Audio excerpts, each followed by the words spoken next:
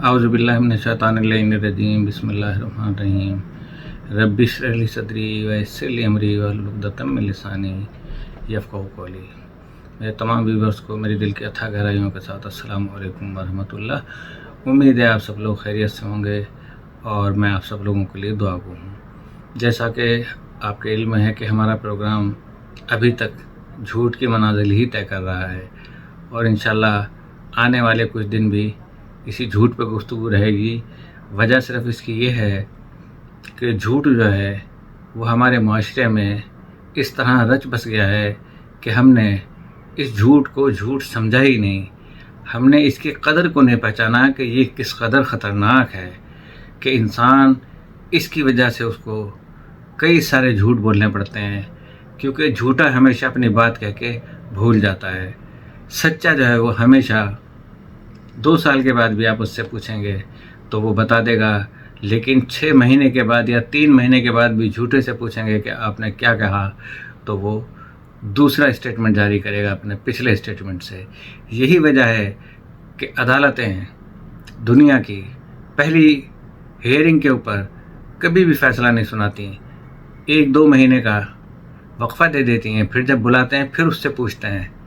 तो अब वो उसे नहीं पता होता, वो कहता है मैंने तो बयान दे चुका हूँ, लेकिन जज दोबारा वही सवाल करते हैं। तो अब उसके उस जवाब में और दूसरी हेयरिंग के जवाब में फ़र्क होता है, यहाँ से झूठ पकड़ा जाता है।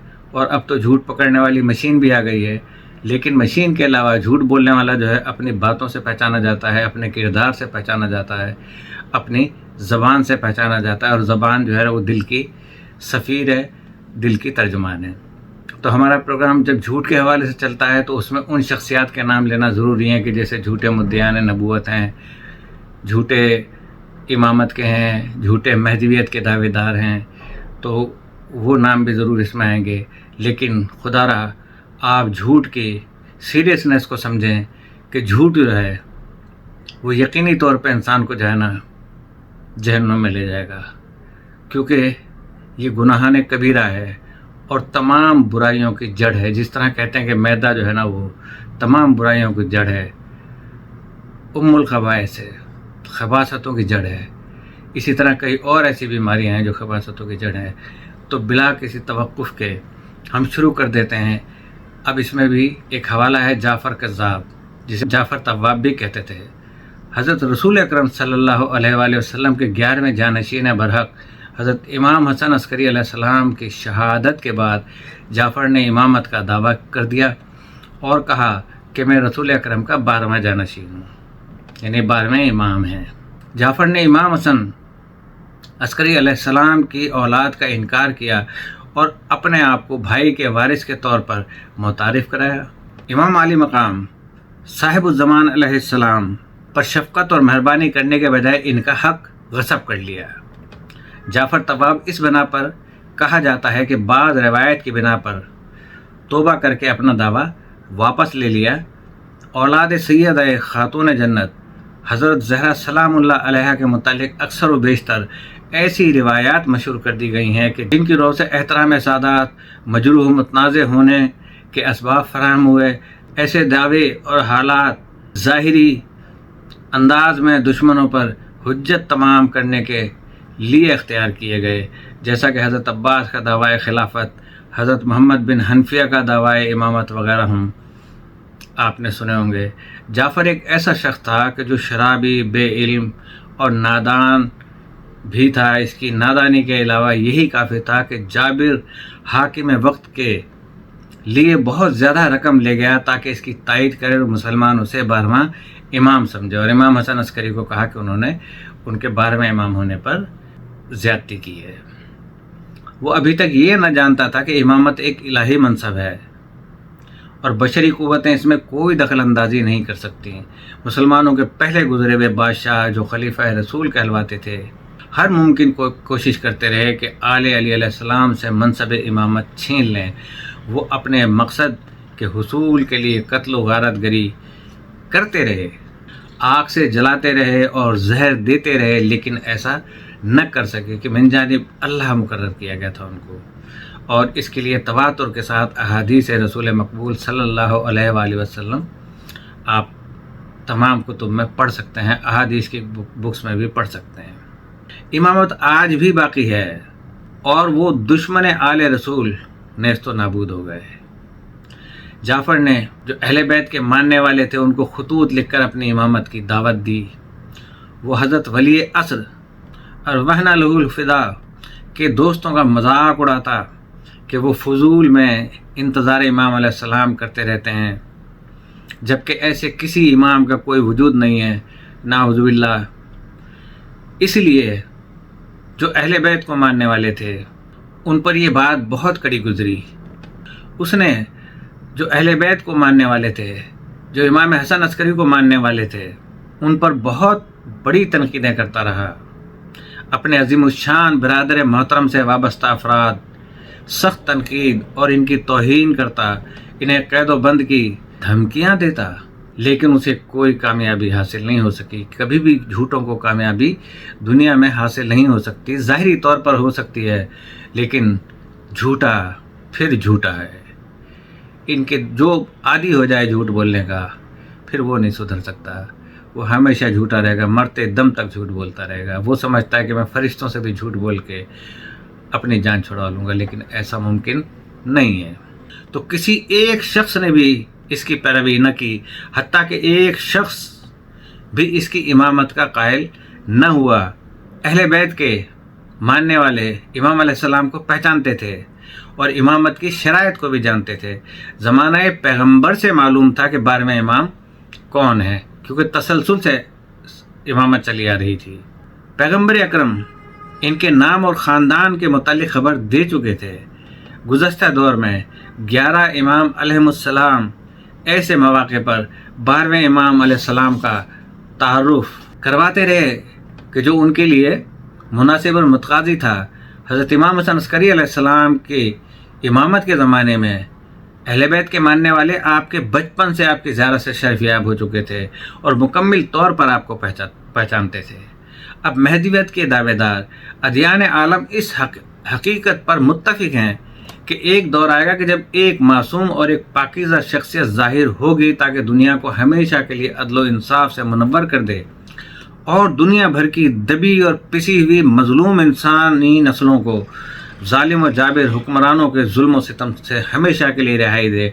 आज जो मज़ालिम ढाए जा रहे हैं पूरे दुनिया के ममालिक के अंदर, उनकी अवाम के साथ सिवाय चंद एक ममालिक आप उसमें आप पेश कर सकते हैं कि जो खौफ खुदा रखने वाले हैं, या अगर वो मुसलमान नहीं हैं लेकिन जज्बा ईमानी जो भी उनका है और सच बोलना वो उनका तो रे इम्तियाज़ है, जो कि मुसलमान खो बैठे। तो उन्होंने अब इतना जुल्म किया है कि अब वो निशानियां ज़ाहिर हो गई कि अब एक आएगा जो इस पिछी हुई अवाम को निकालेगा उस दलदल से। बशरी फितरत भी इसकी पाबंद है कि जुल्म और सितम को हमेशगी और दवाम हासिल नहीं है। ज़िंदगी भर ये जुल्म नहीं चल सकता, वक्ती तौर पे चलता है, क्योंकि उनकी उम्रें ही इतने नहीं होती हैं। अगर ज़्यादा उम्रें हों इनकी तो ये जुल्म भी उसी हिसाब से करें। अब भी कोई कसर नहीं छोड़ी हुई है। 60-70 साल ज़िंदगी में जितना बुढ़ापे के अंदर जो हमारे हुक्मरान तबके के लोग हैं दुनिया भर में जहाँ हुकूमतें करते हैं, मिसालें ले लें आप उनकी।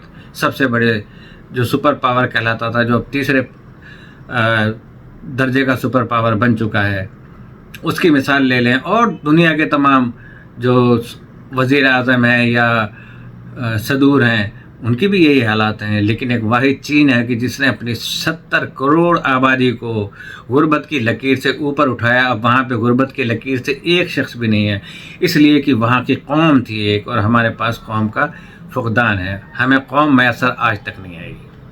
और एक रोज़ ऐसा आएगा कि जब अदल व इंसाफ की हुक्मरानी होगी, ऐसी आदलाना बैनुल अक़वामी हुकूमत कायम होगी जो किसी मुल्क व कौम और रंग व नस्ल से मखसूस ना होगी, बल्कि महज तक़वा, अदालत और अल्लाह ताला के इनाम के तौर पर कायम होगी।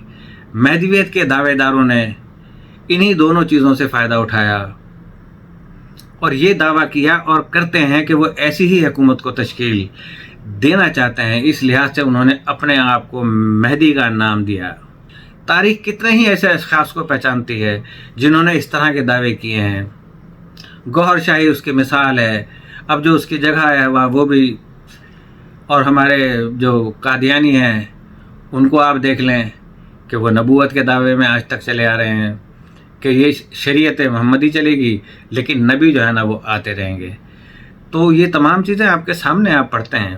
تو جنہوں نے اس طرح کے بہت دعوے کیے ہیں اور عدل کے نام پر ظلم کیا ہے، لیکن زیادہ عرصہ نہ گزرا کہ ان کے باطل دعوے تشت بام ہو گئے اور ان کا جھوٹ نہ صرف ظاہر ہو گیا بلکہ ثابت ہو گیا کہ وہ مہدی موعود نہیں ہے۔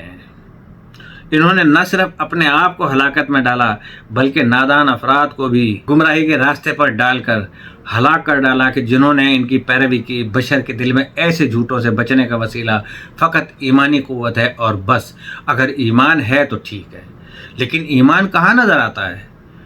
آج کے دور میں سب سے بڑا مظلوم اگر کہا جائے تو اللہ، اس کا رسول، اس کے اہل بیت کرام اور سچ ہے، سچ کے راستے پہ چلنے والے ہیں، اور کوئی بھی جو ہے ایماندار نہیں ہے۔ قرآن شریف فریاد کرتا ہے کہ مجھے پڑھتے ہیں لیکن عمل نہیں کرتے، نماز فریاد کرتی ہے کہ مجھے پڑھتے ہیں لیکن عمل نہیں کرتے، روزے فریاد کرتے ہیں کہ رکھتے ہیں لیکن روزے کے تقاضے پورے نہیں کرتے۔ میں کیا بتاؤں آپ کو کہ حج کرتے ہیں، حج کے تقاضے پورے نہیں کرتے، اور زکوٰۃ کا مسئلہ آ جائے تو زکوٰۃ پہ اس کو چھپانے کی کوشش کرتے ہیں، بینکوں میں اپنے نام کٹوا دیتے ہیں، اور جتنا ٹیکس ہو سکتا ہے وہ بچاتے ہیں۔ کیا ہم اسے ایمان کے درجے پہ فائز کر سکتے ہیں؟ جھوٹوں کی علامت کیا کہ امام جعفر صادق علیہ السلام فرماتے ہیں کہ وہ جھوٹے جو کسی منصب الہی کا جھوٹا دعویٰ کرتے ہیں، ان کی علامت یہ ہے کہ آسمانوں اور زمینوں کی خبریں دیتے ہیں، لیکن جب ان سے حلال و حرام اور خدا کے متعلق پوچھیں تو وہ کچھ بھی نہیں جانتے۔ کتنی بری بات ہے کہ کوئی مرجعیت تقلید کا دعویٰ کرے اور فقہ کی ابجد سے بھی واقف نہ ہو، کہ جو امام اعظم ابو حنیفہ کے ماننے والے یا عبد الوہاب نجدی کے ماننے والے یا دیگر احمد رضا خان بریلوی کو ماننے والے، وہ خود کچھ بھی نہیں جانتے۔ ان کی صرف کتاب آ کے اور ان کا دماغ آ کے ان دو پہ بند ہو گیا ہے، تو رسول کریم کتنے مظلوم ہو گئے کہ آج شریعت محمدی کا پتہ نہیں ہے، لیکن یہاں مسلک بازی چل رہی ہے، اسلام کا نام نہیں ہے۔ اسلام نے تو مسلک بازی سے منع کیا تھا، اور 73 فرقوں کے جو رسول کی حدیث تھی، کہیں سچ لگتی ہے، کہیں اسے گھڑا ہوا لگتا ہے کہ اس کے مطابق اگر آپ تقسیم ہو رہے ہو تو پھر تو آپ سوچ لو کہ کوئی نہ کوئی تو پھر ان میں سے جہنمی ہے نا پھر، لیکن ایک دوسرے کو کافر کہہ رہے ہیں۔ یہ ان کی سچائی ہے کہ اپنے رسالہ علمیہ میں فقہ کے اصولوں اور میزان کے برعکس نظریہ پیش کر دے کوئی۔ ہر شخص کو سب سے پہلے اپنے فن میں کمال مہارت حاصل ہونی چاہیے۔ ایسا فزیشین کہ جو صحت کی الف بے سے واقف نہ ہو، ایک بے ثمر درخت کی مانند ہے۔ جو شخص مرجعیت کا دعوے دار ہے، اسے چاہیے کہ احکامات الہی کو گہرائی سے جاننے میں، سمجھنے میں مہارت نامہ رکھتا ہو، تاکہ کہیں ایسا نہ ہو کہ اس کا فتویٰ اللہ کے نازل شدہ احکام سے مختلف ہو جائے۔ ہم ایسے واعظین کو دیکھتے ہیں کہ جو سرے منبر بلند و باغ دعویٰ کرتے ہیں، لیکن سوال تو یہ ہے کہ آیا وہ مواعظ محمد و آل محمد سے آگاہی بھی رکھتے ہیں، خلافت راشدہ سے بھی تعلق رکھتے ہیں، رسول اکرم کی سنت پہ عمل کرتے ہیں کہ جو انہوں نے جن کو ایمان کا درجہ دیا کہ ان پر ان کی اطاعت کرنے سے آپ مسلمان ہیں اور ان کی اطاعت نہ کرنے سے آپ مسلمانیت سے خارج ہیں، کوئی سنت پہ عمل کیا؟ کہاں جائیں گے بلند و بانگ دعوے کرنے والے؟ تو ہمیں کچھ معلوم نہیں۔ ان ایام میں یہ مشہور ہو چکا ہے کہ مذہبی عالم کو چاہیے کہ سب کچھ جانتا ہو، ہر چیز جاننے کی فکر اس بات کا سبب نہ بنے مولانا اپنی اصلی معلومات سے بھی ہاتھ دھو بیٹھے ہیں، اور نہ وہ رہے اور نہ یہ۔ مذہبی عالم کو سوچنا چاہیے کہ سب سے پہلے اپنے متعلقہ علوم میں ماہر ہو۔ رٹے ہوئے قرآن شریف کا کوئی فائدہ نہیں ہے۔ جن کو کہتے ہیں کہ چلتا پھرتا قرآن ہے، خوش ہوتے ہیں بہت کہ ہم حافظ قرآن ہیں، لیکن کچھ حافظ قرآن کا درجہ ہوتا ہے۔